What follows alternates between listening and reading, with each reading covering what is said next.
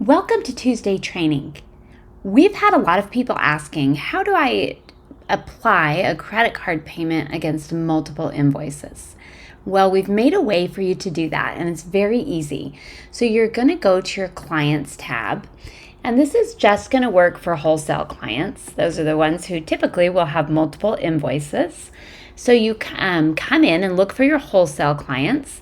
Then you click on the Invoices button here. It's going to show you all of their invoices. We can find the invoice that they're hoping to make a payment against. And then I click this Pay button, and my credit card processing interface comes up. So I'm going to go to the card payment. Typically, that's the one you're going to be doing. Maybe you're processing an ACH payment. You could go there as well.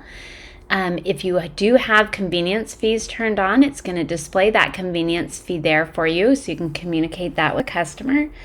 They are able to make these payments themselves in their portal. So that might be a more convenient way even for them to do this. But if you're processing it, this is how you do it.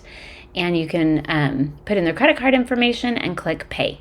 So quick and easy way, and the payment will be applied to the 3 or 4 different orders that we had clicked here. And if you're connected to QuickBooks, the payment will go into QuickBooks as well. So wonderful way to do that all in one click of the button.